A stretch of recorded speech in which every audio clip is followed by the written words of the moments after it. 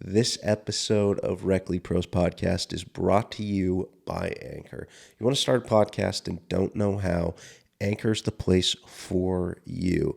Go to their website, go to their app, whatever it may be. You can edit right from their website, add sound effects, cut clips, add music. Do what you need to do to make your podcast sound cool. You can distribute from all the major platforms. We're talking Apple, Spotify, Google, Anchor itself, Breaker, Pocket Cast. You name it, they have it, and you can distribute right from there, and it distributes every episode at the same time. You don't have to go one by one, which is great. And on top of that, you want to learn how to make money, you want to start making money, you can do it with Anchor. You can do ads with zero minimum listenership right away, free to sign up. So what you're going to do is you're going to go to anchor.fm or you're going to download the Anchor app, get started making your own podcast today. That's anchor.fm or go to the Anchor app, download it, get started making your podcast right away. Don't miss out on the opportunity. It is worth it. Let's roll right into the intro.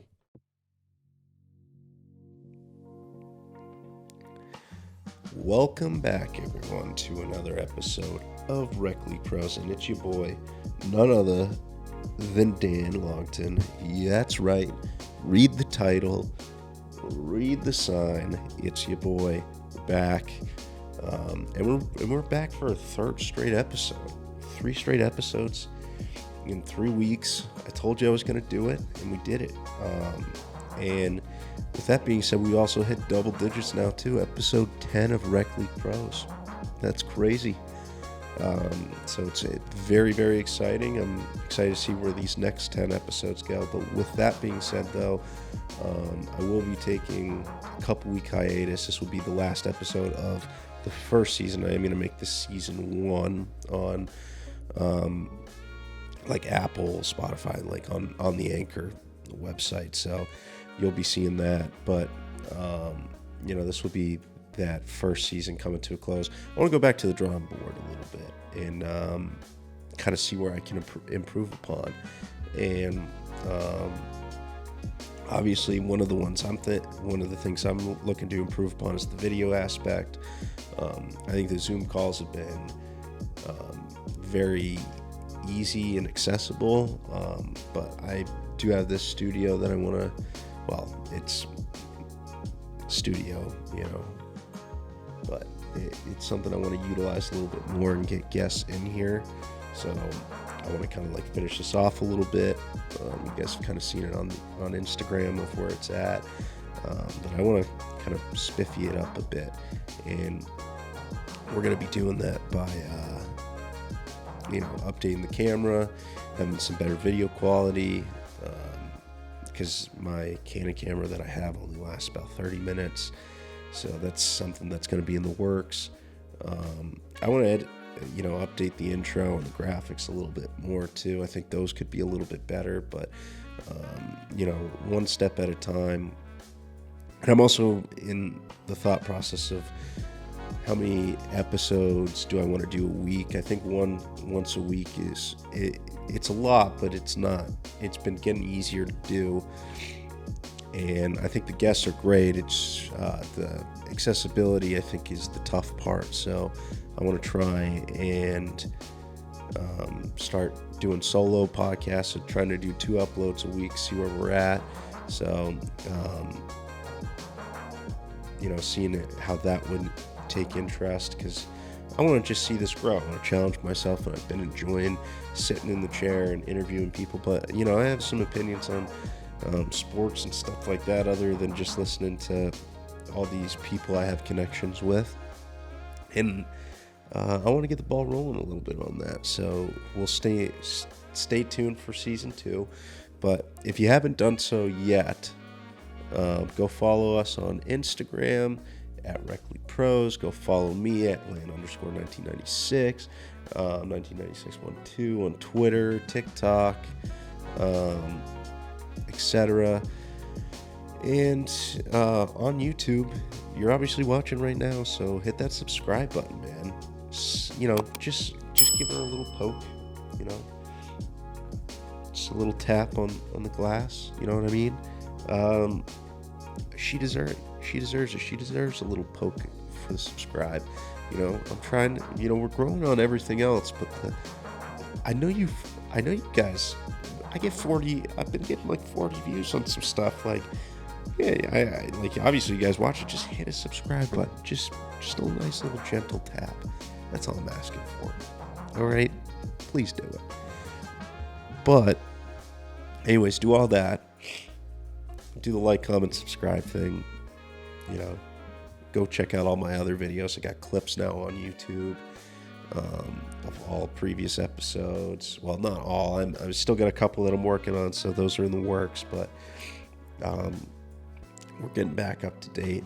We got previous episodes out now. My most recent one was with Joel Torres.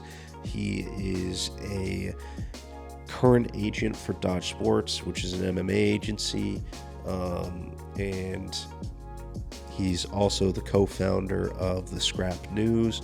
So if you haven't watched that episode, go check it out.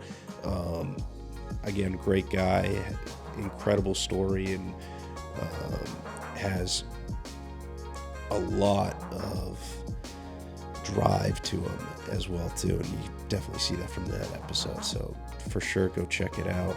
Well, my next guest and my final guest of the first inaugural season of Rec League Pros is none other than, some people call her Olamide, some people call her Abigail, Olamide, Olamide,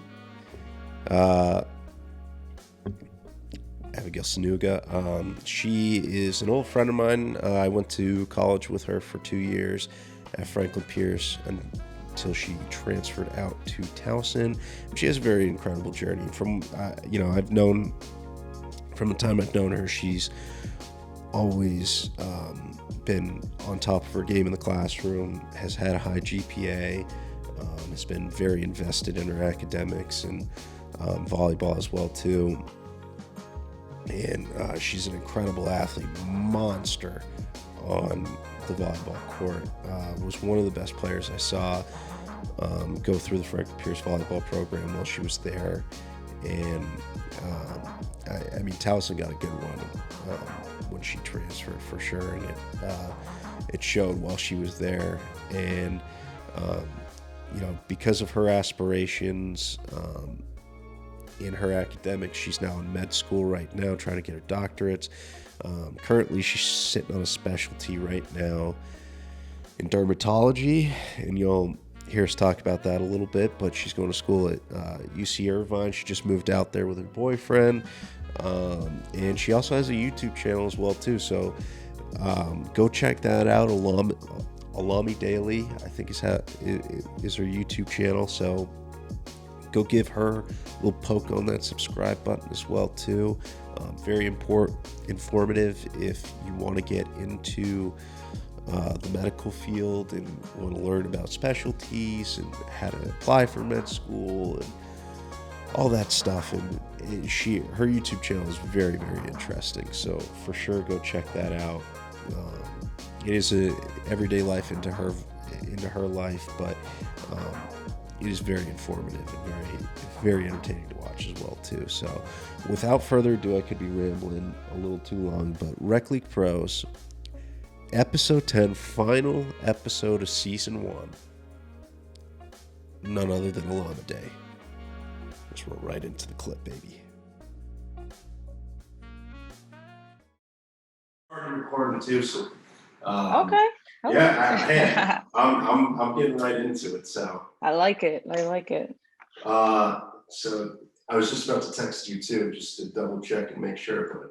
But all right, well, thanks for coming on. First of all, appreciate it. It's been a while.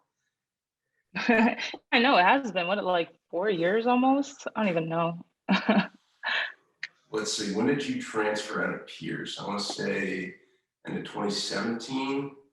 Yeah. That school year. So yeah, like 3-4 years now. Crazy. Time flies a lot. Tell me about it. My first question was, how is Cali? Oh, you see the smile on my face, right? Oh yeah, absolutely. Yeah, no, Cali has been a great time. I mean, the state itself has been great. You know, the weather is 70, 80s and sunny every single day. It's like the most consistent thing I have going on right now. I'm outside a lot, wearing a lot of sunscreen as well, though. But yeah, no, I'm really enjoying it. People are really friendly. I live in an area where everything is like a short car ride away. So I never have to take any long trips. But yeah, so far so good. I go to the beach every week, so I can't complain. I mean, I wouldn't be complaining either if I were you. So like, where in California are you then?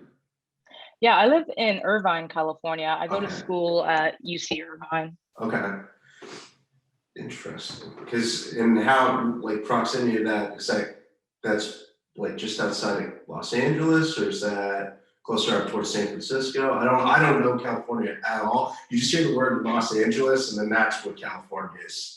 Literally. At least what I hear. I mean, I'm just a kid on the opposite end of the map. So Yeah, no, I don't blame you for thinking that. I'm the same way. Like anytime I told people like, oh, I'm moving to Irvine, they're like, oh, you're going to LA? I'm like, no, I'm going to Irvine. yeah. But yeah, so San Francisco is actually like 6 hours or 7 hours north of me. LA is about an hour north of me as well. San Diego is like an hour and a half below me. So yeah, if you know where those areas are, maybe you can kind of connect the dots. Vaguely, I'll have to look at it on the Google Maps a little bit too. So, Yeah, I my recently, oh yeah, I was gonna go say I ahead. recently found out that I'm like 4 hours away, a 4 hour drive away from Vegas. So, that could be a fun weekend trip one day. We'll see. Understatement. Just a little fun, a little bit Just, more than just a little bit, just a little bit, little sprinkle of fun. But we got a lot to get into for sure. So the one thing I wanted to start out with is I want to talk a little bit about your childhood, your upbringing a little bit, because I believe you're from Haverhill, if I'm Yes. not mistaken. Mhm. Okay, so just talk about what it was like growing up in Haverhill. Of course. So yeah, I grew up in Haverhill, basically like most of my childhood years. Actually a little bit of my childhood from like the ages of like 1 to 7. I lived in Lagos, Nigeria, and then I moved back to Haverhill and, kind of started school and was there for yeah, my whole my whole life. It was good. I grew up in a single family household. I was raised by my mom and my sisters, so definitely have a lot of love for them. I also have a brother as well. Um, so yeah, very cute, small family. Nothing out of the ordinary too much. Mhm. It wasn't until like high school or the end of what do I say, middle school, high school, where I discovered sports, and I really, really loved getting into sports. I played like basketball, track, lacrosse, volleyball, which volleyball was like my main love. And once I started playing that sport, I kind of just ran with it for all of high school. And then I went to college at Franklin Pierce, which is where we met for 2 years. And then transferred to Towson University, which was in Maryland. And here I am now in California. Mm-hmm. So, And so you said you briefly mentioned that you lived in Nigeria for a little bit. What was that experience like at the time? yeah, so it's hard for me to get into that because I was so young, so I don't really Right. remember so much. But my dad was living in Nigeria at the time, so I was living with him and some of my siblings as well. Just like the only main memory I have is just like going to school, and I know that it was a boarding school, and I had to wear like a pink dress. But outside of that, I don't really like have a lot of memory from there. I did go there recently in 2019, so that kind of jogged some things back. But as far as like growing up as a little kid, like I don't really remember much. I could see why. I mean, if you're getting pulled out at that young of an age, and then as soon as you're a kid, you're kind of put right back into school in April. It's like like my memory gets like confused a little bit too as a kid at that age too, because like you don't remember certain things now, and then as soon as you see something, it jogs back the memory a little bit. So okay, I didn't know that you lived in Nigeria for a little bit. So that's an interesting fact that uh, is good to know. So we taught you again. You brought up you grew up playing a lot of sports, and obviously I know you were big as a volleyball player. Like that was your main sport. Um, when did that become like the main focus from like you taking that seriously to pursue a college athletic position to play college volleyball? That's a good question. So I think like my freshman year, when I made the JVB team, like I thought it was cool. Like I was just like trying to learn the little tricks and tips of the game. But then once the season ended, I distinctly remember there was a player on the varsity team. She was a libero. Her name was Alex. Shout out Alex. But I don't know if I think she DM'd me on like Facebook, whatever app was popping at that time, and was like, hey, like, I think you have like a lot of potential. I think you'd be really good. Like, you just have to play off season just to kind of refine some of your skills and stuff. And I feel like that was like the first time anyone has ever kind of reached out to me on a personal level, kind of telling me like, hey, you're good at this. Like, you should try out and kind of be better at something. So I really took that and I decided to, all right, let's like run with it. Let's see how I can get better at this game. So that's when I decided to sign up for like an off-season club team. I think the team was called Pumas. And from there, I played from like all of spring and they refined my skills, taught me how to serve, taught me how to pass, taught me how to hit and block. And it really, really, really like transformed my game, I would say. Because when I came back my sophomore year of high school, I went from being on, the JVB team to starting on varsity. So just that little moment in the off season, trying to like refine my skills really made like a big jump in my game. So I think like that one experience with that player, Alex, was what really kind of was that switch for me. And then from then on, when I could see like how much better I got by like putting in those extra hours to practice, then I just kind of like became addicted to just like being better at the game.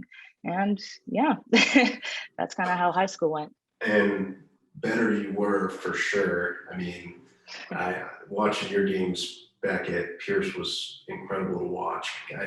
The amount of athleticism you have is like was unmatched. It was, and like for the position you played too, you weren't as tall as like the majority of like what your position is as a stereotype, because it's girls that are well above, I would say, what, 6 feet maybe, so like close to that range. And you're like are you like just at 6 feet, or are you maybe like a couple inches shorter?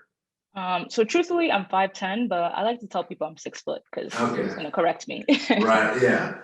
So, but out of the majority of them, like you had double the amount of hops. So it's like the wingspan on these girls, it was huge, but it was like you put your wingspan, you're just vertical on, and it was game over half the time. It was jaw dropping. It was so cool and fun to watch. But before we get into the college, or a little bit into the Franklin Pierce stuff, I wanted to talk a little bit about your recruiting process, because I've been bringing this up to every athlete that I've had on so far, because everyone's story is different. And the majority of the people I've had on have been D2 people. Now, obviously, you transferred to be a D1 athlete, but what made you decide to go the D2 route initially, though? Wow, you were really jogging my memory. Mm-hmm.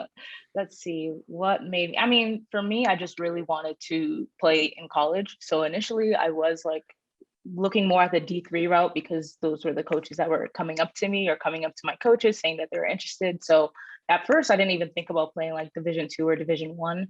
But then I think like I just wanted to get my name out there more than I already was, because the only exposure I was getting was just like from going to these club tournaments, and sometimes there'd be coaches there watching. But I think I decided to just kind of take it under my own hands and just personally start reaching out to colleges in like the area. So that's when I started reaching out to like some Division 3s, some Division 2s, like some Division 1s, not even really. I think I was like a little too like timid, and I didn't feel like I was ready for that.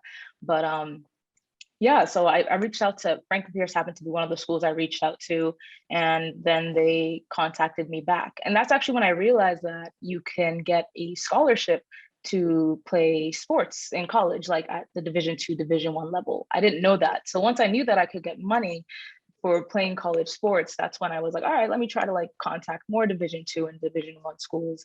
And yeah, that's kind of how that went for me. I know that college is like extremely expensive. So any way that I could get any costs, deducted from that, I was definitely on board with it. I think everyone does too, and I think like that's the big thing for a lot of people that want to do the college athletics is the enticing thing is the incentive of getting a scholarship and taking some of that deductible off of a school that could possibly be your dream school.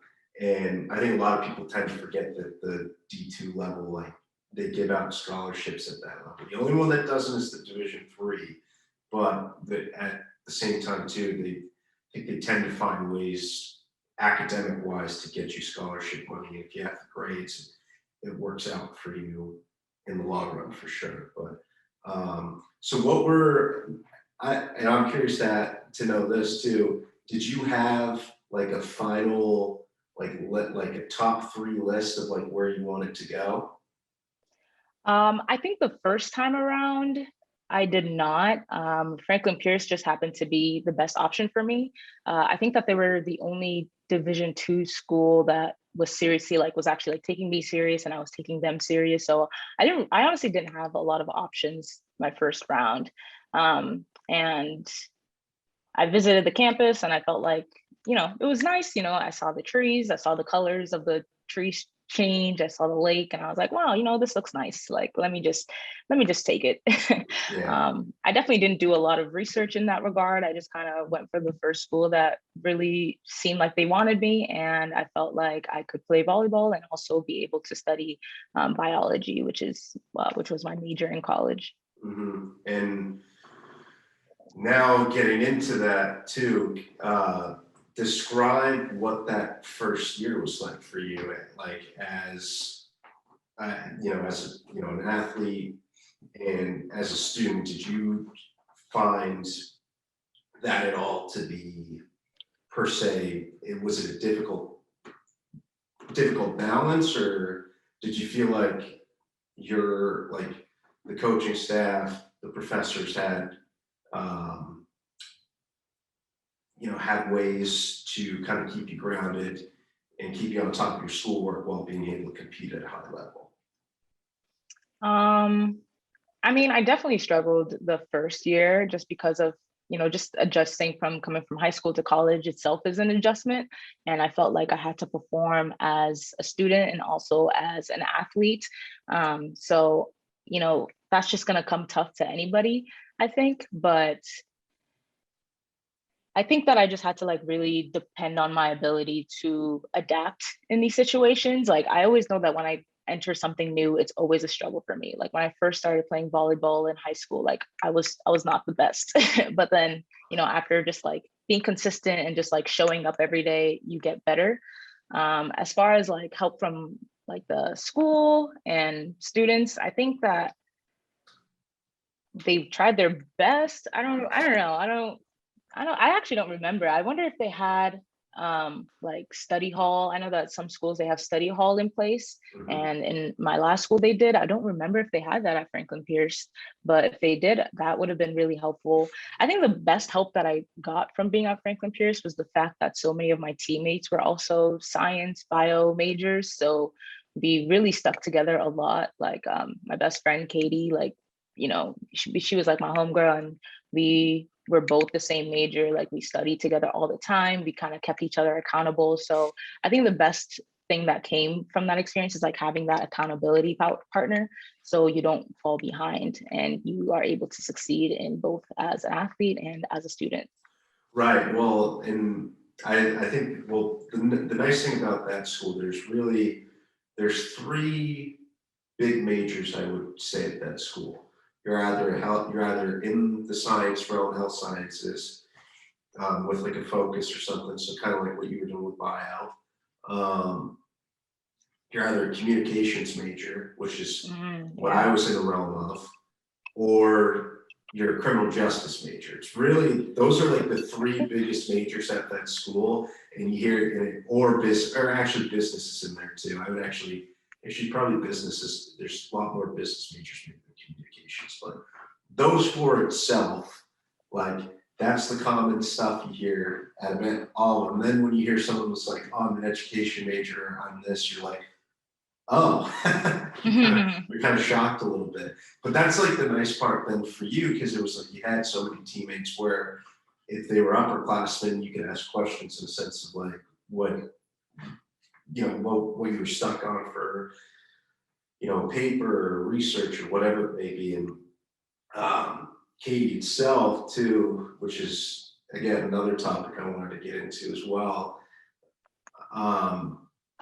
Describe you guys' like relationship as teammates and then as friends as well too, because I mean, like, man, like if you guys, I felt like if you guys had stayed the 2 extra years, I think you guys would have killed it. Granted, I think you guys had great opportunities that came your way, and I wouldn't have passed it up either. But what was it like playing with her, and then also like as a person too? Like I got along very well with Katie as well, and I think she's like actually the two of you are generally hardworking people, super smart, but also when it comes to you were one of actually the two of you are some of the very few that were like, all right, I love volleyball and I'm good at it, but my schoolwork comes first, and it was like I don't want the 90, I want the 100. And it was like it was always a competition with you guys. So just describe what that relationship was like. Yeah, honestly, I think the fact that I found Katie at Franklin Pierce is like very unique. Like you said, we were both like pretty competitive people, but at the end of the day, like we really had good intentions with each other. Like we both wanted each other to succeed in volleyball and in our studies, like I said. And I love the fact that you touched on the fact that like, yeah, we're good volleyball players, but like school comes first. And I think like the best thing that comes out of that friendship is the fact that like we both kind of really like to dream big. Like we're both very ambitious people. Like we both had visions of being doctors and dentists, and just like not just like playing on a volleyball team, but breaking records or getting like titles of some sort. So it was definitely like I don't know if it was a good balance, because sometimes we just like clash heads sometimes, but I don't know. She's a really good friend to have. And I also appreciate how much she took me out of my comfort zone as well. Because for me, I'm like a huge homebody. Like I have no shame in just like studying and playing volleyball. But I feel like she kind of helped me find that balance of, going out and having fun and like making friends and stuff. And I probably made a lot of friends just by being her friend. But yeah, honestly, I feel like it was a really good relationship, good balance. Obviously, sometimes we would clash because we were just both like, we both wanted to be great. But I don't know. I think that it's a really good friendship. I definitely encourage people to like find a friend in that way where you guys have like similar goals, but not in a way that you can like one person is putting the other person down, but in a way where you guys can like really bring each other up. um but yeah, no, it was definitely a great 2 years being with her and like being friends with her. But yeah, definitely would not take that away. See, I wouldn't have guessed that you consider yourself a homebody, because like the two of you are very, very social. Like I like all the interactions I had with the two of you, like you guys were very, very much like wanted to talk, get to know people and so on. Like I wouldn't have guessed that about you in particular. So okay, that's something new.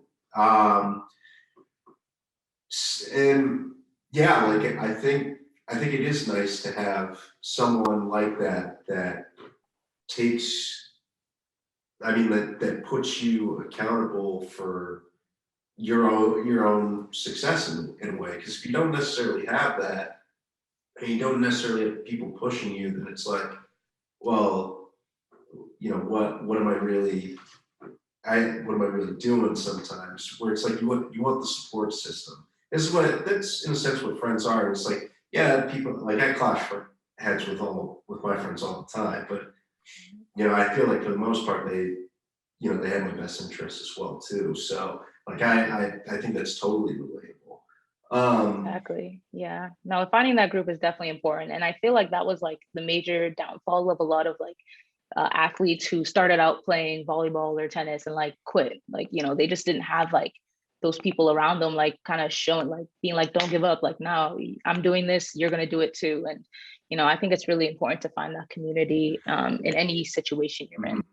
Well, yeah, I mean, unfortunately, I fell into the quitting part of it, and it wasn't because necessarily of the friend standpoint, but it was the work ethic thing was the issue that I had, and some other underlying issues, but that happens in college sports sometimes, and I don't think I would change my decision because I think it was for the best, but at the same time, I knew there, I realized this isn't what I had pictured in a sense of like people pushing each other and so on. But um,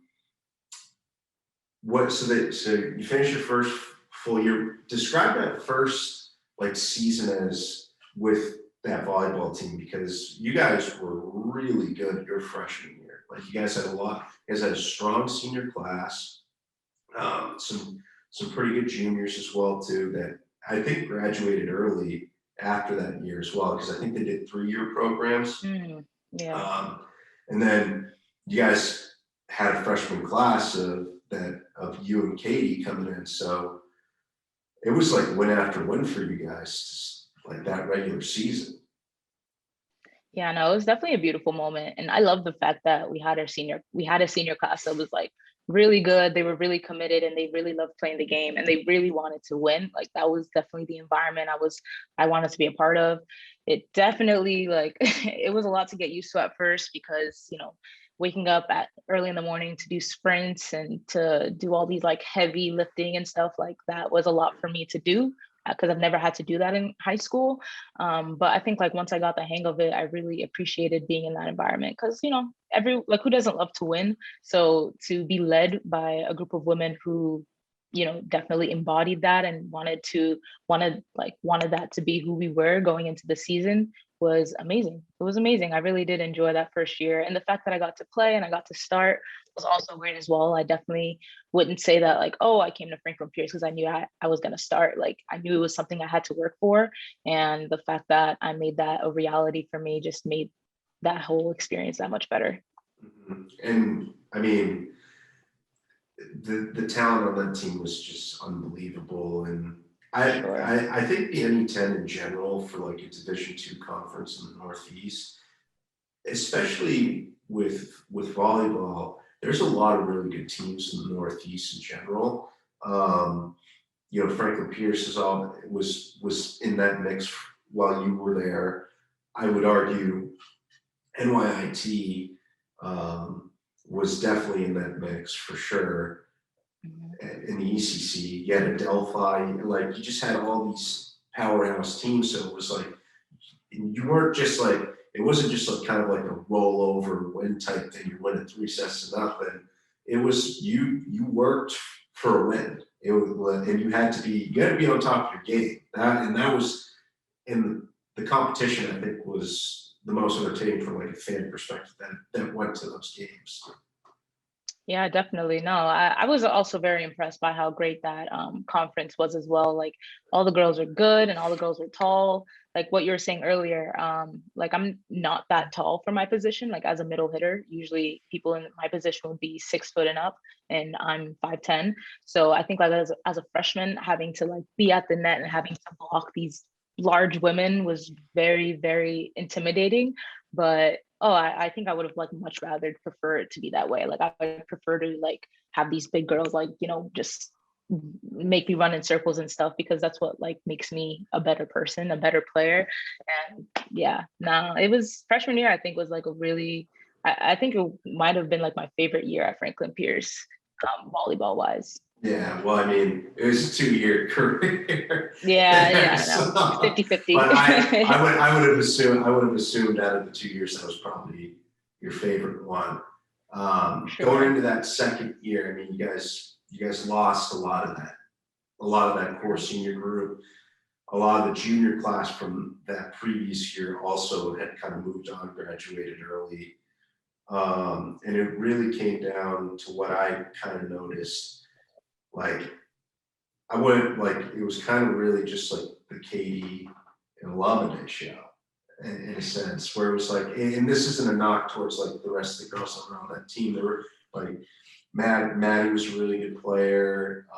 You had some freshmen that came into that were that contributed, but it was really like I saw a big difference in skill in a sense between you two and then maybe good chunk of your teammates. Did you ever find that in a way like tough in a sense when you're going, like, did you feel like you had a lot of, I mean, I'm not trying to say this in like you like to just like make you like sound like you were just like taken over and like you had a lot to carry on your shoulders, but did you feel like in a sense you really had to give a certain amount of points tonight, a certain amount of kills, digs, blocks, and so on?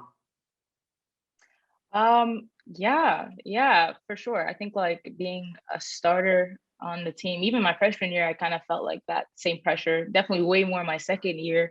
But yeah, like I wasn't really allowed to have like any bad days. Right. And that definitely was a bit tough. There was a big change in leadership. Like I said, like the senior class before us was just like so big and so dominant. And so for them to leave, we definitely just like lacked a sense of leadership, I feel, from the team. And I feel like a lot of people would turn to, me and Katie to kind of fill in those shoes in a way because we were starters on the team and we were making a lot of points on the team as well. But I don't know, I feel like I was at an area where I wasn't necessarily prepared to take on the shoes of, being a leader and then also having to like score a lot of the points and I also have to perform well in school. So that just ended up being a lot for me to handle personally. And um I don't know. Yeah, the second season just like wasn't what I wanted. I just started to like fall out of love for the sport during that year. But I still really love to play. So it was just like a very conflicting year for me. And yeah. So, so when did the transfer part come into play for you then? When did that start coming across into your mind? I would say, when did that come into mind? It was definitely after the season had ended. Um, yeah, it was after the season had ended. I remember it was cold. So yeah, definitely like going towards vacation time. And I was just feeling like really down. Like I had a stretch of like 2 to 3 months where I would just feel like I just didn't like the environment I was in. I didn't feel like when I thought about what I wanted from college and what I wanted from volleyball, like looking around me, I just didn't feel fulfilled. And for a while I thought like, oh, I'm just like in a funk, like I'll get out of it, like, how people just have those emotions. I'm like, oh, the season's changing. Maybe it's like something in the weather, but I just noticed that it was just something that was consistent. And I think that's when I realized that maybe I should start thinking about what else is out there for me, because Franklin Pierce is just Franklin Pierce is a very unique school. There's like 2,000 people. It's the middle of nowhere, New Hampshire. And I loved all the people that were there, but there were just not room for like, I felt like there just wasn't a lot of room for growth outside of that. Like I was interested in pre-med and being a doctor, but it's like, who do I talk to about that? Or like I just didn't feel like I had a lot of mentors, and it made me feel really alone at times, even though I was surrounded by so many people. So, and then the volleyball aspect, like I just wasn't really in love with it anymore, the way that I felt like I should be in love with it. And that intensity that I had the first year where, there were so many people like just like really giving me the runaround, and I knew that I had to work hard and get better. I didn't feel that same sense of urgency that second year. I just felt like, oh, like I could just kind of like do whatever and like, it will be good enough. And that's just not what I wanted for myself. Like I knew that I knew that I could I knew that there was more for me to do if I just like put myself out there. And I remember during that time was when I started talking to my oldest brother, Turin. He played professional basketball at the time, and so I felt like he would relate. He played at Notre Dame for college, McDonald's All American. Like he's super cool and badass. So I remember talking to him in that moment, and he was just like, if you like, he's like, like it's like not a big deal for people to transfer. Like that happens in athletics all the time. Like, if that's something you want to do, like you can definitely do some research on it as well. And so I would say like, yeah, I think it was like around November, December of my second year of college was when I started like seriously considering like, okay, maybe let me see what else is out there for me. It was definitely like an itch that I just like kind of kept following. And Well, yeah. you made a good you make a very good point about the school itself, and I've said this as well too. Like and I don't think you're the only person that feels this way. The community itself and the people that go to Franklin Pierce. There's a lot of great people that go there. I mean, and it's not it's a very judgmental free zone. Everyone kind of just intermingles with one another. But the problem is, you're right. It's in the middle of nowhere, and you can feel very isolated very quick if you're not used to a scenario like that. And Exactly. With you trying to do med school and stuff like that, and trying to find people to reach out to and talk to, I'm sure that can definitely get difficult. And it's a lot of things where people want to do too, where it's like if you want to get into from on my side, it was like the sports media industry, where it was like, oh, we have alumni from ESPN, where it was one guy, and it's like, well, one guy's like not necessarily going to cut it in a sense, and that's not a knock, but it's like I would like to have more connections than just one person that I feel like I have to solely rely on, and it may not necessarily even be the specific job. So it's like I totally get where you were coming from there, and like I think there's this misconception too, in a sense, where it's like, if you transfer, you're turning your back on like your team. And I disagree with that solely, because in a sense, if you're not happy with something, why should you be miserable in a situation for everyone else? And it's like, there's a time where it's like when you're doing a sport, you're always gonna want, like, the best way is to always be a team player, but it comes to a certain point in time too where you need to take care of your well-being as well. And if you're not happy with something, would you rather like look back like 10 years down the line and be like, I wish I had transferred, or had just waited it out, or had actually transferred and been happy with the decision you made? So it's like I think you did what was best for you. You made a great decision, or I think you made a great decision in the sense of like you had opportunities coming your way, and I wouldn't have regretted it either. I would have totally kind of jumped aboard, and I had this if I was in your shoes as well too. So um, when you were doing the transfer route as well, like I remember talking to you a little bit about it, because yeah, I think you were still on like the vacation vibes, in a sense, where it's like you're looking for, almost looked like you were looking for something tropical down south. I know Miami was on the radar, and I remember you had taken a visit. You were like, oh, I'm gonna go here, like this is gonna be so sick. But then you ultimately decided on Towson. So what made you decide Towson was gonna be the destination? Yeah, that's a good question. So, yeah, you're right. When I was looking at schools to transfer to, I was trying to look south because I could not deal with another winter in New Hampshire. Like I'm not a snow angel. Like, please get me out of the snow. But yeah, so when it came down to it, I think the two schools I was deciding between was University of Miami and Towson. And you're right, when I went to Miami, it was a great experience. They had me in a hotel with my sister. We went to like this like big basketball game. It was like Miami versus Duke, and I don't know, went out to eat. It was definitely like a great experience. And it felt really good. But then I think I went there again a few weeks later for spring break. Just like a trip to Miami with my friends, and we drove down there.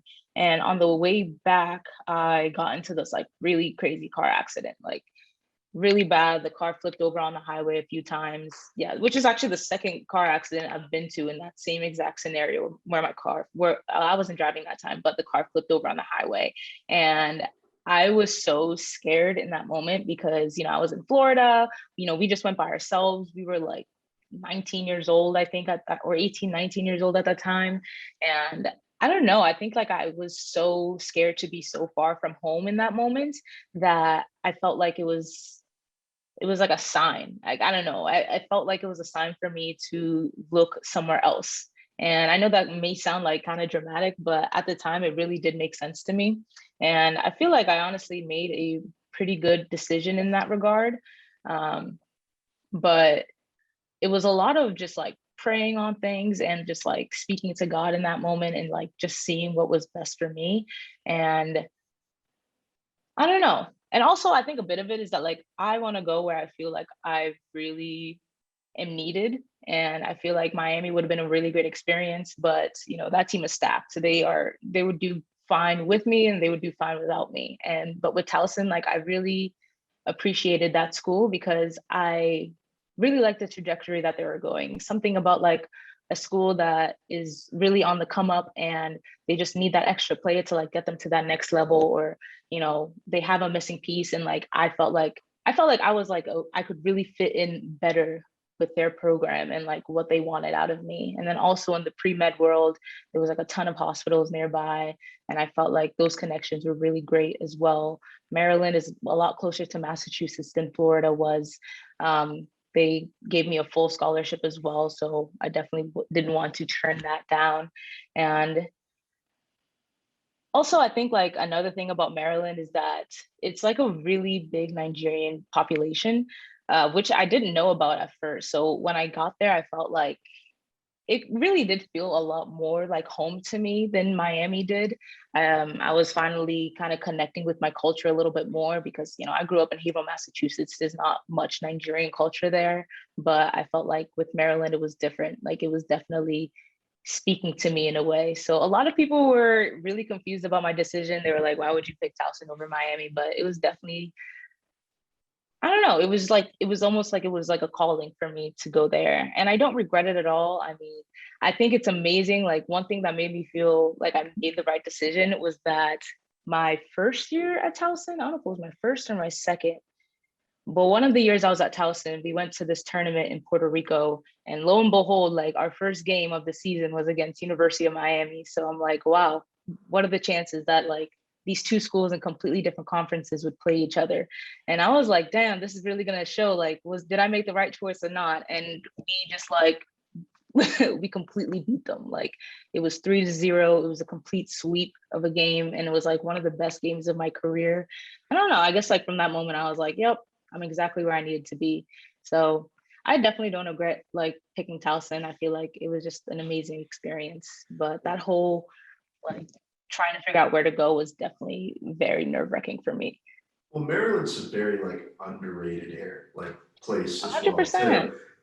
Like I've been to Baltimore before, and I've actually really enjoyed the city itself. It's not like like you said, like you were getting with your like you're getting with your culture and stuff like that. It's nice to experience something like from my standpoint, something different, because I'm used to Boston in the sense where it's like, it's just like the northern New England like accent, like where's my dogs?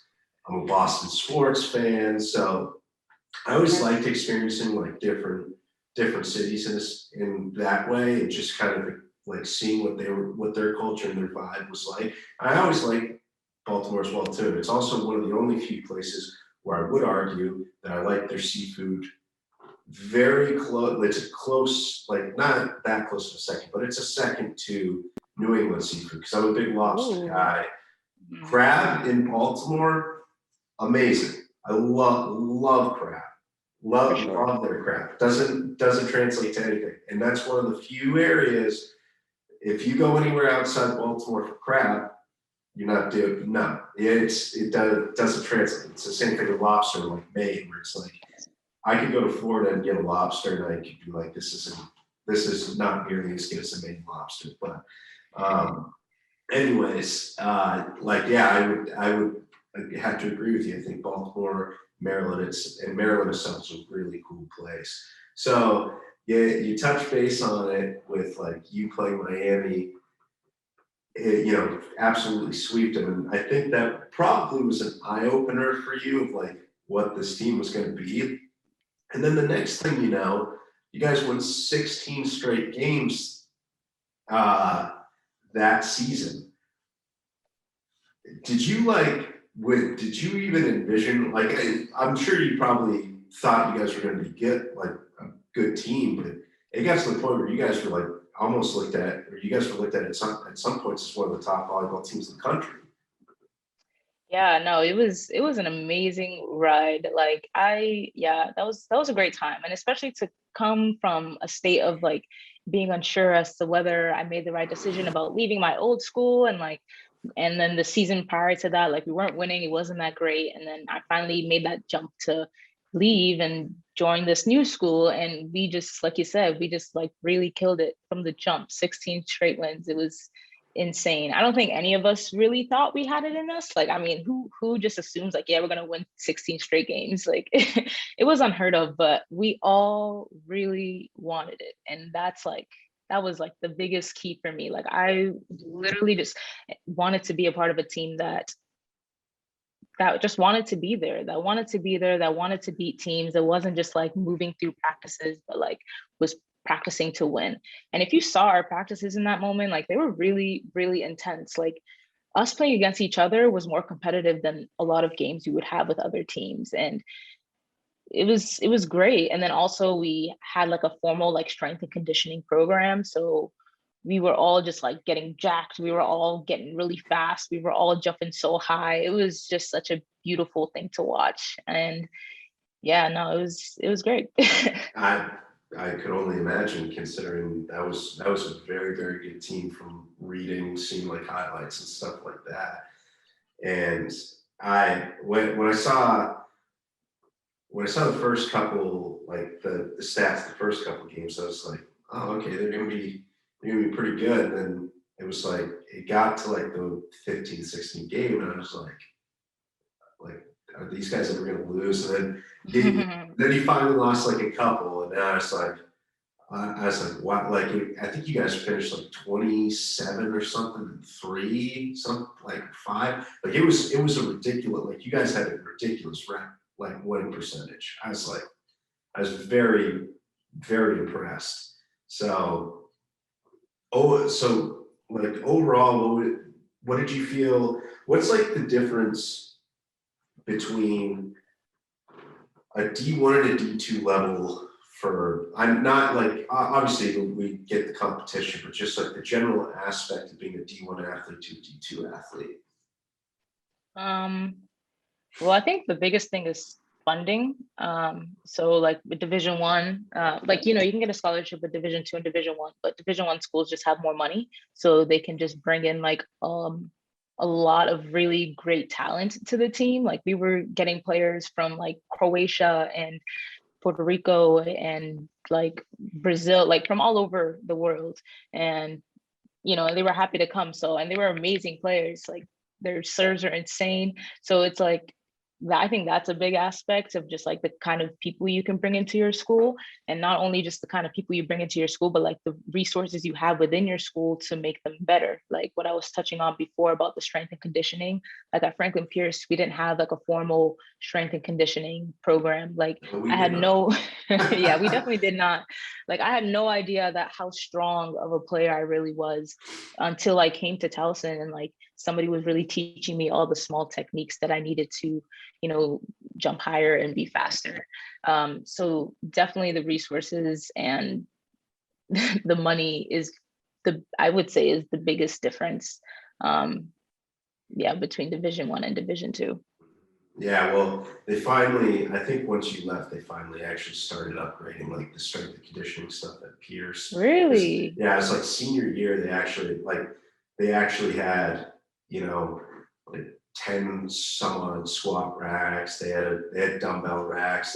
They got a bunch more stuff eventually, but it was like those first couple of years, yeah, because of that first year they didn't have a strength and conditioning coach like at all. So it was like, yeah, each team was like, they were just like figure it out. It's like just come up with a workout plan. Exactly. So yeah, And it was that really, sorry. uh, I was gonna say it's like kind of really dangerous to have it that way because I remember having a lot of teammates at Pierce that would get injured and before I didn't understand why, but now I'm seeing like it's because you're not training properly. We're not training the way we need to train so that our body can last these 4 years. So and then like you said, you kind of just like figure out how to like squat all this weight. It's definitely not a good system. So I'm happy that they figured it out once I left.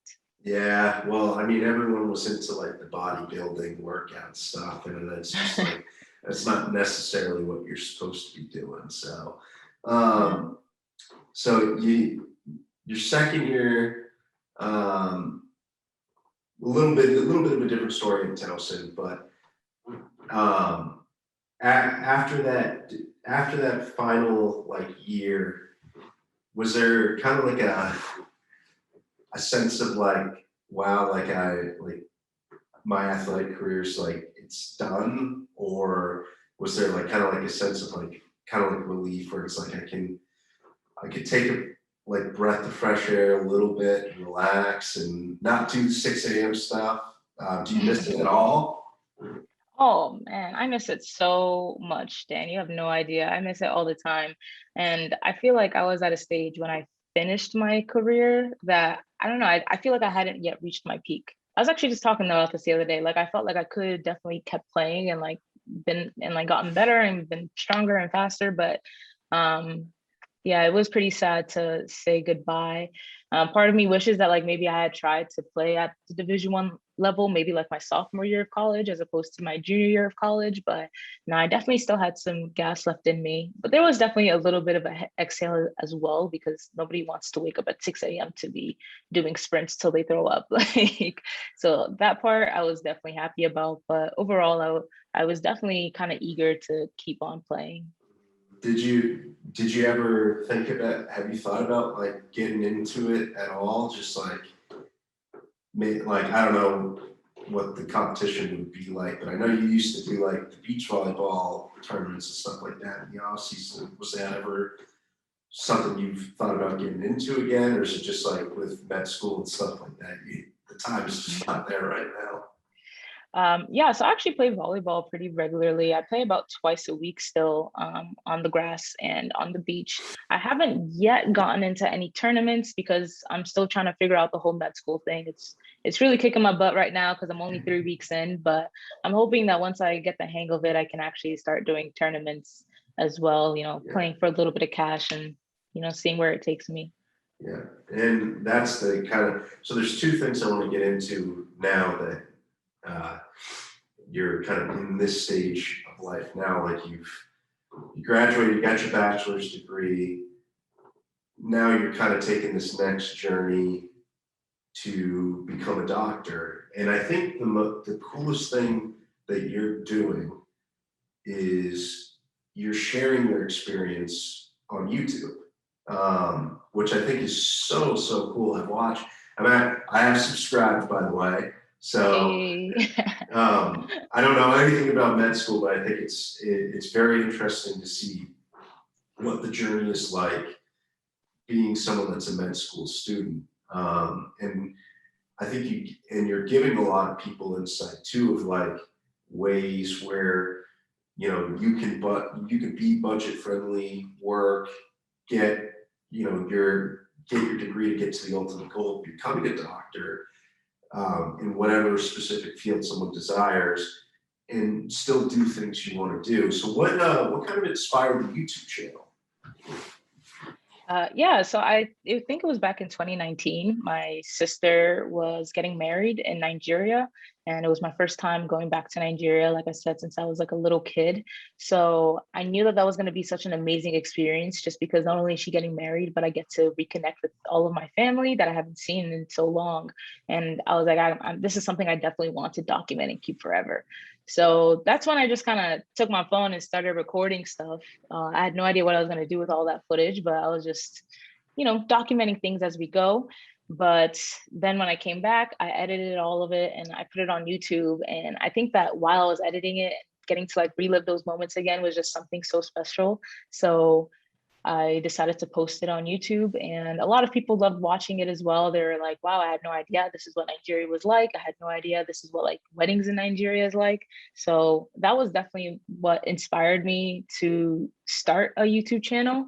But then, I wasn't going to Nigeria again, but, I was taking other trips, or I was doing like other things with my time, or like cooking, playing volleyball. So I was like, let me just like continue to document the things that I'm doing. And, I think a lot of people appreciated it. And I think a lot of people can relate to me in a way, or see themselves in me when they watch my video. And I'm hoping that it inspires other people to not only like kind of go for big goals like becoming a doctor, or playing at the Division 1 level, but I hope that it inspires people to like want to share their story as well, because I think we grow up in this culture where you want to be silent about everything. You don't want to share too much to too many people. But I don't know, I disagree, because you can really inspire so many people by telling your story. Well, yeah, absolutely. And I think this story you're giving, in of itself, is like it's insightful, and it's very helpful for someone that's trying to do what you want to be able to do.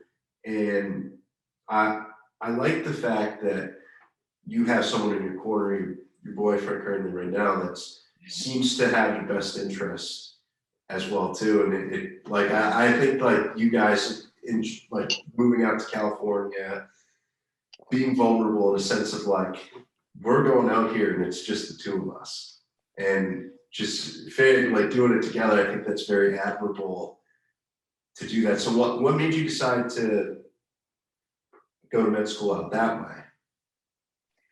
Oh, I mean, it's Uh, California. yeah. I mean, but I applied to a lot of schools. I don't know if you saw that part of my video, but I applied to about like 30 medical schools in the US. So I had no idea where I was going to go. And it just happened to be that, this is one of the schools that I was accepted in. So for like, I really was just like, do I want to stay in the East Coast, or do I want to be in the West Coast? And I feel like I've done so much already in the East Coast. Like, yeah, there's always more to do, but like, what other chance do I have to just like live in California? California has a huge cost of living, as anyone knows. So, ooh, my AirPods fell out. But yeah, cost of living in California is really insane. So to be able to be young and in your 20s and having that ability to live there at affordable costs, like, why not just go and do it? So that's kind of just the energy that I had. I was like, why not? And yeah, so I chose to come here. It was amazing. They also gave me a full scholarship to come to the school. So I just felt like it was a win-win situation. And I would be taking it too if I were you. Then why not? And Exactly. that's, I mean, how have you enjoyed it so far? Like the first couple weeks? It has been a rough start. I'm not gonna lie. The first week was terrible. I'm not even gonna sugarcoat it to you. Like, there was definitely moments where I was just like, what did I get myself into? Like, I'm really in medical school right now. Like, there's no turning back. These lectures there's so much information in one lecture. It was like, even with all the experience I've had as an athlete, like this is just such a different ball game than I've ever had to be a part of. So it was definitely a big adjustment period for me. And I think the hardest thing was just like knowing, like understanding how I was going to retain all of that information, because you got to know about like all of it. You have to know all of it in order to pass the exam. So it was definitely a little hard for me, but each week that goes by, honestly, it gets better than the last. I feel like I get into a groove a little bit more. Like the first week, I didn't do anything for myself at all. Like it was just study, study, study from the moment I wake up to the moment I go to sleep. And then the next week, I was like, okay, I'm gonna play volleyball one day this week, and I did play volleyball. And then the following week, I was like, okay, I'm gonna do this. So it's just like each week, kind of just making that time for myself has just made the week go by so much easier. Like if we try to do a podcast my first week of medical school, like it just wouldn't have happened. It really just wouldn't have happened. So I'm really happy that I'm at this state where I feel pretty comfortable being able to balance the intense workload, but also trying to find time for myself through the journey. Well, I'm glad I got you at the right time then. Yes, definitely. Well, and I think being uncomfortable is sometimes a good thing because it teaches you to get into a routine and become comfortable. And that's always the struggle and challenge of things. And it comes down to, hard work and just wanting it. And if you want to do it, then it doesn't really become work. It becomes, a passion, a dream, stuff like that. And I think for what I admire this so much is the fact that like not only are you doing this, but you're doing it and you're sharing it with the entire world. And regardless of like, because like I don't get like millions of views on like my YouTube podcast episodes. I just started. I get like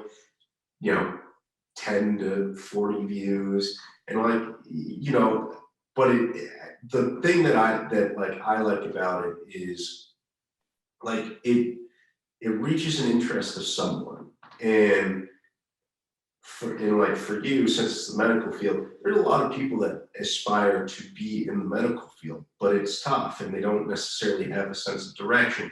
And here for someone that's an actual student that's going through it, that's like, it's like a no-brainer, just like dissecting the information from you. So I think that's like, it's a whole different way of like vlogging, because like you see like all the vlog stuff now where it's like you see all these people where they're just spending crazy money and doing wild things. So it's like, it's cool to see like people that are doing like stuff, like they're bringing you into like their actual personal life.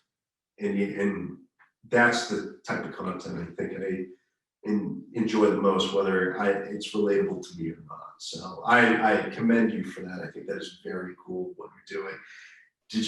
When you were editing your first video, did you find it difficult to like figure any of that out? Oh my gosh, yeah. I mean, I still find it difficult sometimes. Like it was definitely a learning curve, but nothing a few like YouTube videos didn't help out with. I'm like still using iMovie. Like what do you use to edit your podcast? I'm curious. So I use Adobe software. So Nice. the school, Frank Pierce, they taught us all on Adobe software. So I use Premiere to do all my audio and video, and it's way more friendly than iMovie is because I've used both. iMovie, I think it's a little bit more dimmed down a little bit, but like the features and stuff like that, being able to cut stuff out is a longer process to me. I don't know why, but it's like, but the thing is with iMovie and Final Cut and so on, it's free, but it's like limited features. Whereas this, I think I pay like a monthly subscription, and you can like pick and choose. I think it's like $10 a month or something, 10 to 20 for just like Adobe Premiere, which if you're just doing like video stuff, it's like very easy. And like all I ever do is just cut, paste, all that fun stuff, all the easy stuff. So yeah, I think people don't realize how hard it is to edit a video at first. That's like that's the entertaining part. And then when they see it, they're like, oh, where do I go from here? But a couple YouTube videos, like, you get the gist of it. It gets easier and easier. So tell them, Like, you ever need some help, let me know. I've been doing this editing stuff for a long time now. So, Okay. so I'll give you one more question, and we'll kind of wrap it up here. In a 10-year, like this is such a stereotypical question. In a 10-year picture, like obviously, I think you see yourself getting to the ultimate goal of being able to get to be a doctor. What's like the ultimate dream job of the medical field for you, though? The dream job. Um,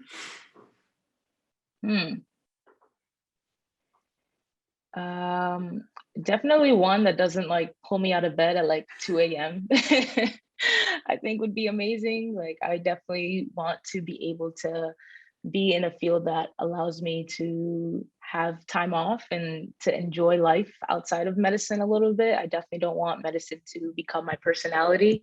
And I want to be in a field where I can make a real impact in somebody's life. I know right now, I change my mind all the time about what specialty I'm interested in, but right now I'm really interested in dermatology just because I've seen how dermatology issues has affected people in my life. Like just in sports, for example, like a lot of athletes have like really crazy breakouts and like fungal things going on that like really affect their confidence, affect their ability to really, believe in themselves. And I don't know, I just feel like having that knowledge to help them is going to be amazing. Or even when I think about the Black community and how a lot of women have braids and these like really amazing hairstyles. And sometimes if they don't do the hairstyle correctly, it can cause balding at like an earlier age. And that obviously comes with a lot of insecurities. And I want to be able to help people in that way.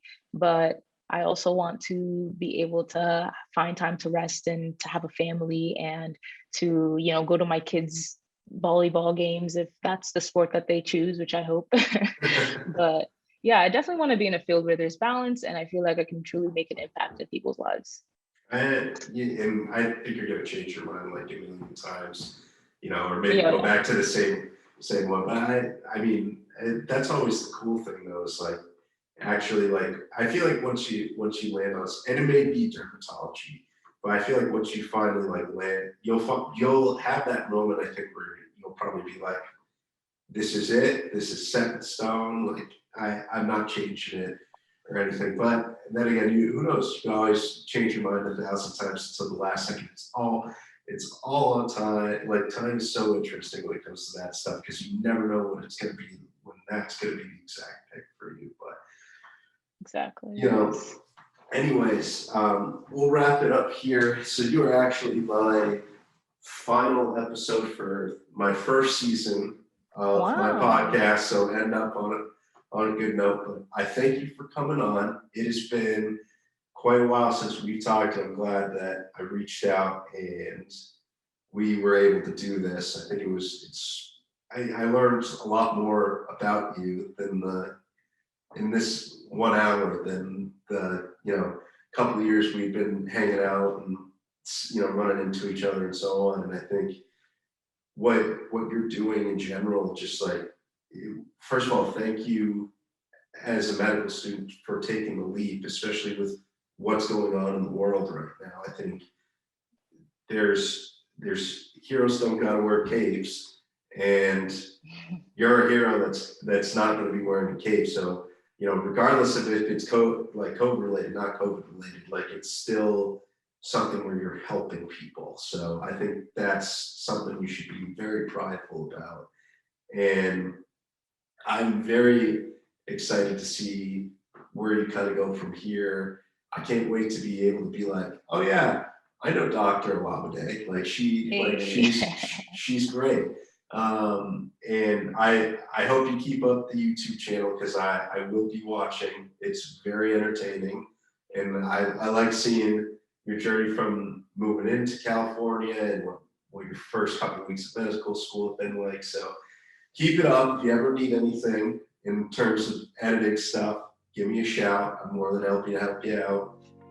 And yeah, that's it. Thank you guys for listening, and we'll be back in a couple weeks. So thanks for coming on.